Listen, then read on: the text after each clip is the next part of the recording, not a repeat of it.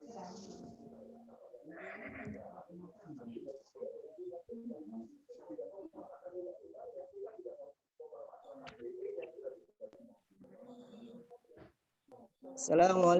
warahmatullahi wabarakatuh.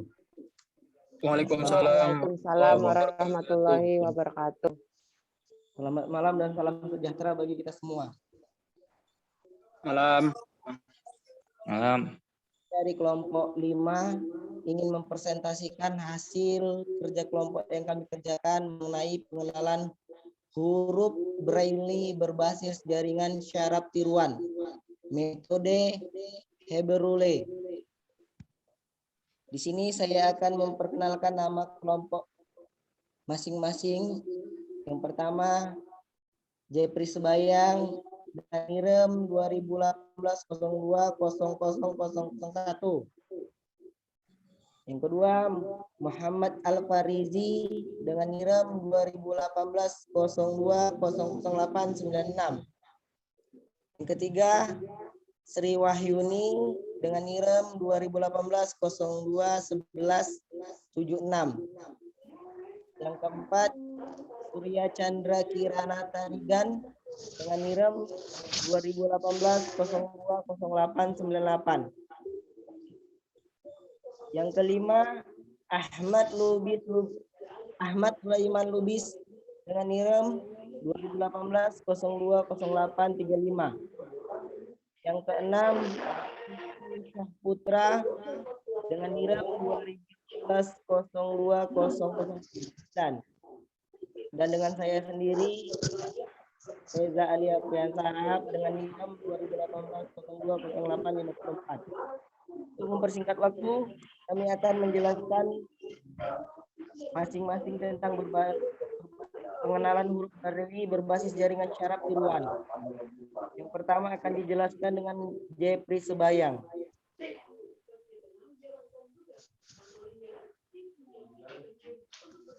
Ya, baik, di sini saya akan menjelaskan tentang metode Hebrew berbasis jaringan syaraf tiruan.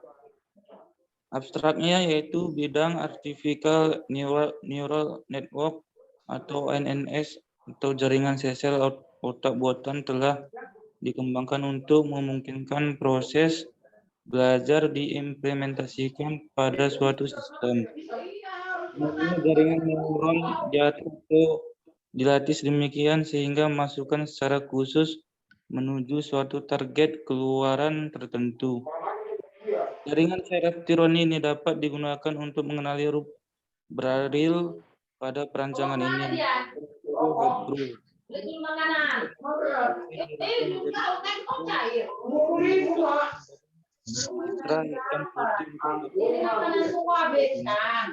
Nantinya nilai biner ini diubah ke bentuk bipolar yang untuk selanjutnya baru dapat melanjutkan ke proses pelatihan dan pengenalan huruf.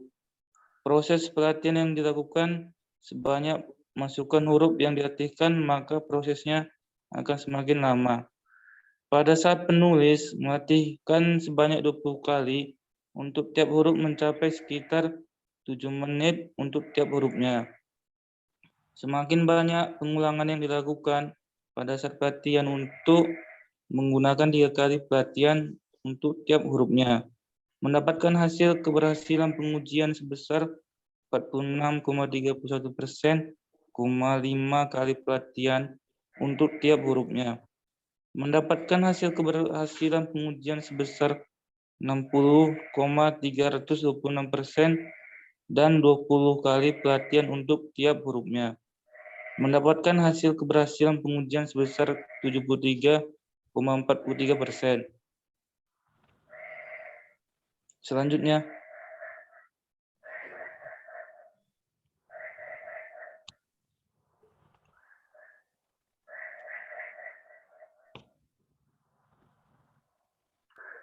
satu, pendahuluan. Terinspirasi oleh keunggulan otak manusia ini di bidang Artificial Neural Network atau NS atau jaringan sel otak buatan yang telah dikembangkan untuk memungkinkan proses belajar diimplementasikan pada suatu sistem. Terobosan baru ini membuat sistem intelijen selangkah lebih maju. Jaringan neuron susunan dari beberapa elemen sederhana yang bekerja secara paralel. Umumnya jaringan neuron diatur atau dilatih sedemikian sehingga masukan secara khusus menjadi suatu target keluaran tertentu itu.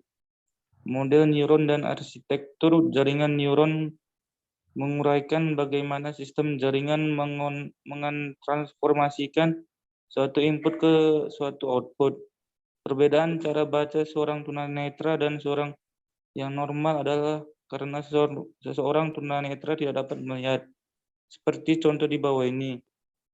Mahasiswa jurusan Teknik Elektro Undip, staf pengajar jurusan Teknik Elektro Undip.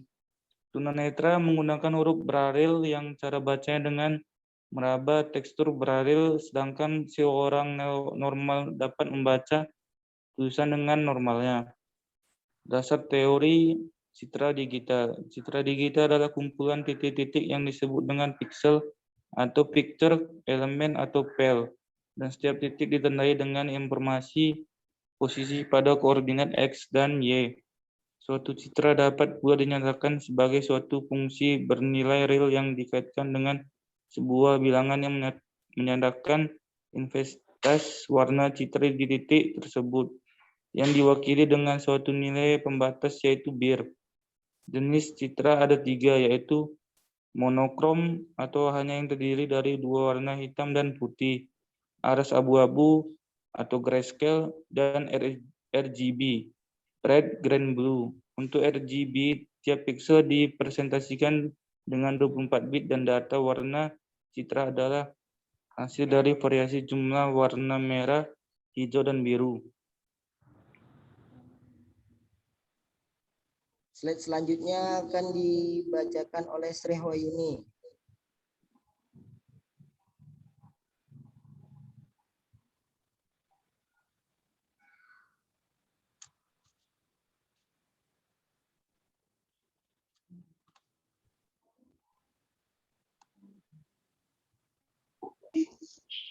Dan data dapat bersifat optik berupa foto, bersifat analog berupa sinyal-sinyal video seperti gambar monitor televisi, atau bersifat digital yang langsung disimpan pada suatu pita magnetik. Menurut presisi yang digunakan untuk menyatakan titik-titik koordinat pada kawasan spesial atau ruang dan untuk menyatakan nilai keabuan dan warna suatu citra.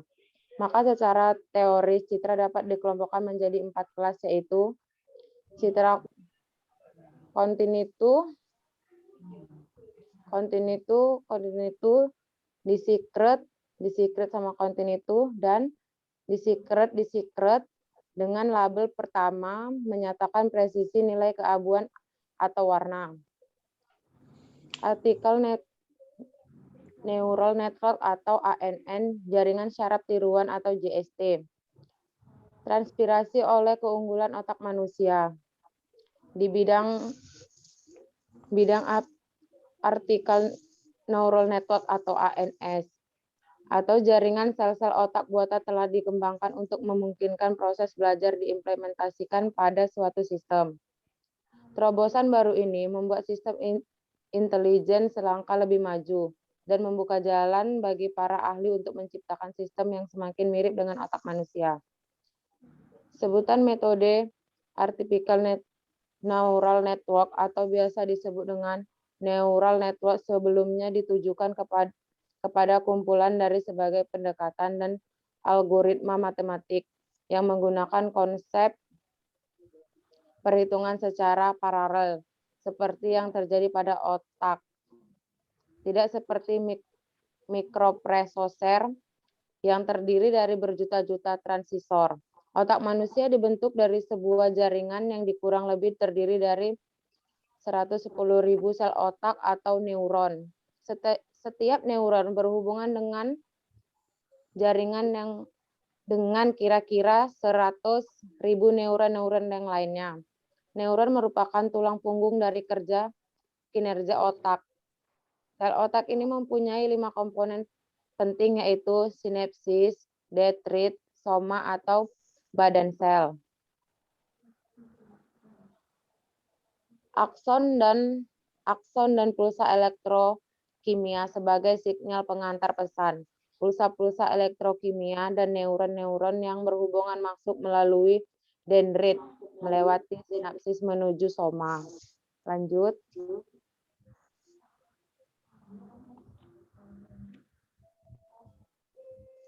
Jaringan Hub Rule. Hub Rule adalah aturan pelatihan yang paling awal dan paling sederhana untuk jaringan saraf tiruan secara umum. Pada aturan Hub, ini pelatihan yang terjadi yaitu memodifikasi kekuatan sinapsis atau bobot. Jika kedua-duanya on pada waktu yang sama, maka neuron akan bertambah. Kita akan mengarah pada jaringan syaraf, yaitu single layer atau fat word.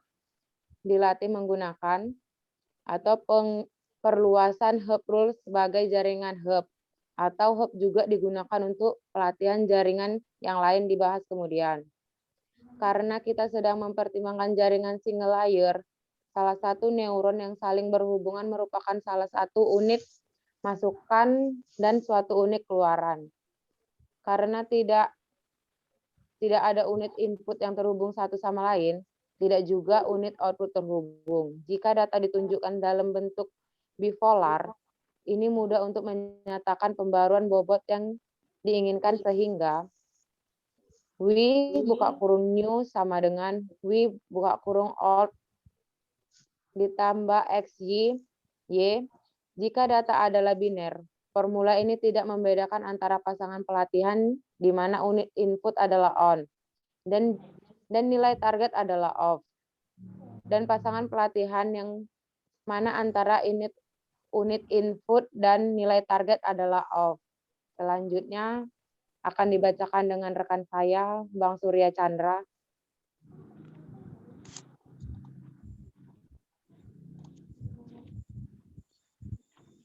Oke, di sini saya akan menjelaskan mean square error. Dan berikut adalah contoh arsitektur HEP-nya. Mean square error merupakan jaringan fungsi hasil. Ini mengukur penampilan jaringan yang sesuai untuk rata-rata dari square error. Error dihitung dengan mengurangi output dari target. Kemudian mean square error dihitung. Catatannya, MSI dapat dipanggil dengan hanya satu argumen karena argumen lain diabaikan. MSI mendukung argumen yang diabaikan untuk memenuhi fungsi penampilan standar daftar argumen.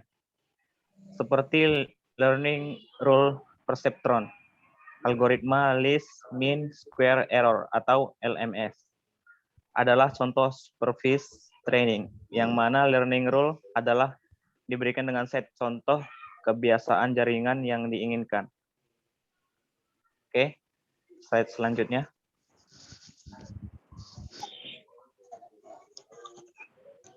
Baik, di sini saya sebutkannya dimulai dari periksa input nama gambar, yaitu harus diisi. Inisialisasi nama input bobot.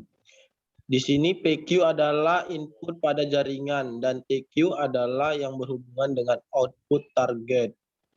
Seperti setiap input dipakai pada jaringan output adalah dibandingkan dengan target error, dihitung dengan perbedaannya.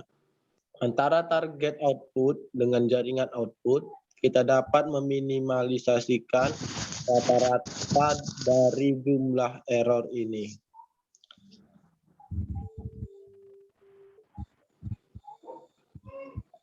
MSE sama dengan 1 AE K kuadrat sama dengan 1 AE TK kurang AK kuadrat. Buka file pelatihan jika ada. Di situ dapat dilihat ada QQ, QK-1, QK-1. Gabungkan input nama dan input gambar dengan isi file di mana TK adalah target dan AK adalah output jaringan. Cari bobot baru sama dengan bobot lama ditambah target dikali input. Perancangan pengenalan huruf Braille berbasis jaringan syaraf tiruan, metode Hub Rule. Selesai. Simpan input gambar, nama, bobot, dan target di file pelatihan. Program pada penelitian menggunakan perangkat lunak MATLAB 6.5. Sistem pengolahan citra dilakukan berdasarkan landasan teori pada bab 2. Perancangan program pengenalan huruf Braille menggunakan jaringan saraf tiruan dengan metode Habrel menggunakan diagram alir.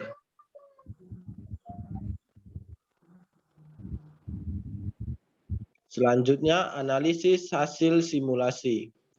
Tampilan program dapat dilihat. Pada tampilan jendela utama program, terdapat 3 tampilan gambar, yaitu citra asli, citra grayscale, dan citra black white. Tombol file gambar untuk memilih gambar yang akan diproses, baik proses pelatihan maupun proses pengenalan. Tombol pelatihan adalah untuk menjalankan proses pelatihan pada program. Tombol pengenalan adalah untuk menjalankan proses pengenalan. Tombol petunjuk untuk menampilkan informasi dan tombol keluar untuk mengakhiri. Dapat dilihat proses pelatihan jaringan saraf tiruan dengan metode Hub Rule.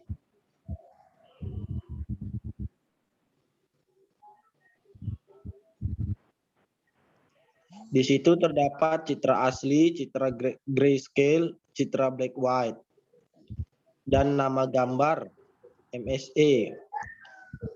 Dan terdapat file gambar pelatihan, pengenalan, petunjuk, dan keluar. Itu adalah gambar proses pelatihan. Selanjutnya akan dibacakan oleh teman saya. Ahmad Al-Fariji, dipersilahkan membaca slide selanjutnya. Selanjutnya saya akan melanjutkan hasil penelitian, pengujian hasil pelatihan dan pengenalan. Data latih yaitu data yang digunakan untuk melatih data-data huruf Rule, sedangkan data uji merupakan proses atau memproses pengujian pada huruf Rule. Pada proses pengujian ini dapat diambil analisa bahwa semakin banyak huruf yang akan dilatih maka akan menghasilkan proses pengenalan huruf semakin baik. Pengenalan huruf berdasarkan banyaknya jumlah pelatihan di tabel sebagai berikut. Di sini kita bisa melihat tabel untuk pengenalan huruf berdasarkan banyaknya jumlah pelatihan. Nah, hal ini dapat dilihat pada saat penulis hanya melatih 3 kali untuk setiap hurufnya hanya menghasilkan rata-rata tingkat keberhasilan pengenalan 46,31%. Sedangkan pada saat penulis melatihkan sebanyak 5 kali untuk setiap hurufnya menghasilkan rata-rata keberhasilan sebanyak 65,326%. Dan saat penulis melatih sebanyak 20 kali, maka untuk setiap hurufnya akan menghasilkan keberhasilan pengujian sebesar 20 kali 73,043%. Untuk melihat hasil persentase keberhasilan pengujian berdasarkan banyaknya jumlah pengulangan pelatihan untuk setiap hurufnya dapat kita lihat pada tabel 41, gambar 41 tadi. Gambar yang di atas. Tabel di atas selanjutnya adalah kesimpulan. Kesimpulannya, dari analisis kinerja hasil simulasi pada bab 4 dapat disimpulkan bahwa semakin banyak pengulangan yang dilakukan pada saat pelatihan untuk tiap huruf akan meningkatkan persentase keberhasilan pada saat pengujian. Presentasi keberhasilan menggunakan 3 kali pelatihan untuk tiap hurufnya mendapatkan hasil keberhasilan